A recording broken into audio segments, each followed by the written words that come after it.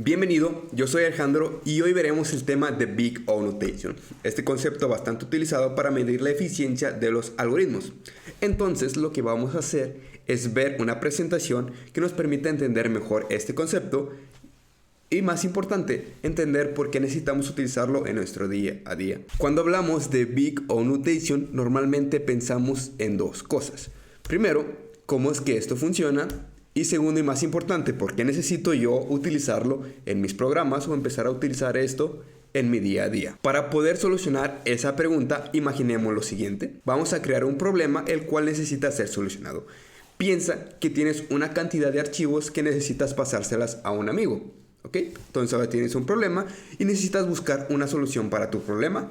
Si te pones a pensar, lo más seguro es que pienses o llegues a la conclusión de mandarlos por correo electrónico. Es una solución simple y sencilla. Simplemente abres tu computadora, escribes el correo y mandas los archivos. Pero, ¿qué pasa si la cantidad de archivos que quieres mandar es muy grande? Entonces puede que ahora esa solución, en vez de costarte unos minutos en escribir el archivo y mandarlos, puede que ahora te cueste horas o incluso días si tus archivos son muchos. Ahora puedes pensar en otra solución: tomar tu disco duro, tomar tu carro y conducir a la casa de tu amigo. Ahora tienes dos soluciones para resolver el mismo problema.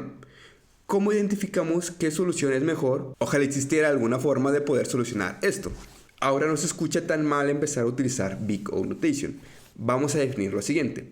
Vamos a decir que la cantidad de tiempo que nos cuesta hacer la transferencia de forma electrónica, o sea por un correo electrónico o algún medio digital, es O de n, donde n es justamente la cantidad de archivos que nosotros necesitamos pasar. Por otro lado, la transferencia física, tomar el carro y conducir hasta la casa de tu amigo, nos cuesta O de 1. Una vez con esto definido, podemos evaluar qué solución nos conviene dependiendo de los diferentes casos que nosotros necesitemos utilizar. En caso de que nosotros queramos pasar una gran cantidad de archivos, la mejor solución es hacer la transferencia de forma física. Por otro lado, si nuestra cantidad de archivos es menor, nosotros necesitamos hacerlas por transferencia electrónica. Esto es así porque la transferencia electrónica, o la función que nosotros hemos definido para medir su complejidad, aumenta a medida que los archivos vayan incrementando. Por otro lado, la transferencia física, o su función, simplemente no le importa cuántos archivos tú vayas a pasar. Siempre va a ser el mismo coste tomar tu carro y conducirlo a la casa de tu amigo, sin importar la cantidad de archivos que tú necesites pasar. Y esa es la ventaja que nos permite utilizar Big O: poder saber qué algoritmo es mejor dependiendo del problema que yo quiera solucionar. Ahora simplemente nos quedaría ver algunas pequeñas reglas que tenemos que seguir a la hora de utilizar Big O Notation. La primera es sumar y multiplicar complejidades. ¿Cómo es esto? Bueno, como podrás imaginar, los algoritmos se componen de diferentes pasos. Entonces, para poder obtener la complejidad de un algoritmo a grandes rasgos, nosotros tenemos que empezar a sumar las complejidades individuales de hacer ciertos pasos. Por ejemplo, aquí tenemos dos códigos, uno a la izquierda y otro a la derecha. El de la izquierda va a recorrer todos los elementos que se encuentran en el arreglo A, para posteriormente recorrer todos los elementos que se encuentran en el arreglo B.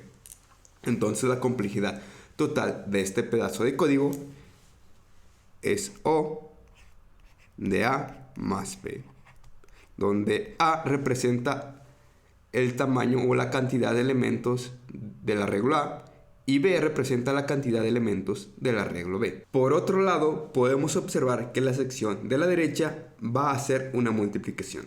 Esto es así porque podemos observar que por cada iteración del primer for se va a realizar este for. Entonces, por cada iteración de este for vamos a hacer todo este for completo, y así hasta la siguiente iteración. En otras palabras, la complejidad total de esta sección de código va a ser O de A, donde A representa el tamaño del primer arreglo, por B, que es el tamaño del segundo arreglo. Y de esa forma podemos estar sumando y multiplicando las complejidades de pequeñas secciones de código para obtener la complejidad total de algún algoritmo en específico. Lo siguiente que tenemos que empezar a hacer es eliminar constantes. Veamos el primer ejemplo. Tenemos un for que va a recorrer un arreglo para sacar el mínimo y el máximo del arreglo. En otras palabras, su complejidad sería la siguiente: O de n, donde n es el tamaño del arreglo, más 2, porque realmente utilizamos dos operaciones en esta sección de aquí. Entonces lo que vamos a hacer es eliminar las constantes. La complejidad sería O de n. Esto es así porque al fin de cuentas lo que a nosotros nos importa es ver cómo esta solución empieza a crecer mediante nosotros le estemos mandando más datos. Entonces, a grandes rasgos, nosotros no nos importa tener constantes, así que simplemente las eliminamos. En el siguiente ejemplo tenemos dos for, entonces su complejidad sería O de 2 por n. Y eliminamos nuestra constante y nos quedaría esta complejidad de aquí.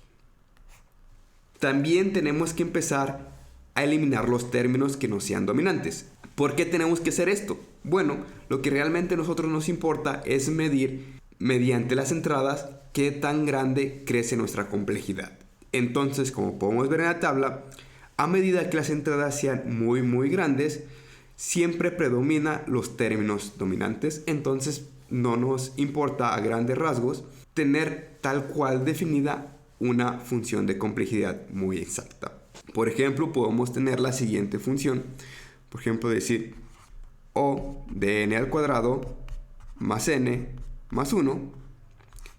Y esta función se transformaría de la siguiente forma: O de n al cuadrado. Porque a medida que nuestra entrada sea muy grande, siempre va a empezar a dominar este término de aquí. Y estos son algunos de los términos o funciones más utilizadas en Big O Notation. Y eso sería todo por el video de hoy. Espero que hayas entendido un poco mejor cómo es que este concepto se utiliza, cómo es que tú puedes empezar a utilizarlo y por qué deberías comenzar a utilizarlo.